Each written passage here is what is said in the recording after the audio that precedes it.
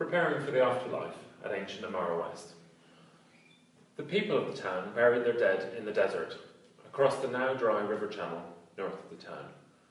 We have excavated 60 tombs, which tell us about ancient attitudes to death. The most impressive of these tombs featured several burial chambers carved in the rock or hard Nile mud. Most were used over a long period for different burials, perhaps by the same family, and had a small chapel above the ground. Built of mud brick, these rarely survive, but were a place where offerings could be left for the dead.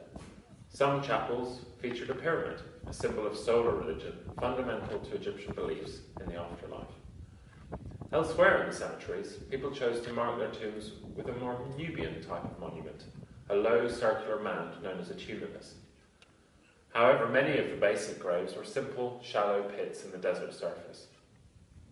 As in pharaonic Egypt, much effort went into trying to make the body survive forever. We find bodies wrapped in linen, placed in a coffin, and buried in an underground pit or chamber.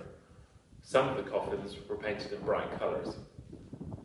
The dead were accompanied by food and drink to sustain them in the afterlife, contained in pottery bowls and wine jars.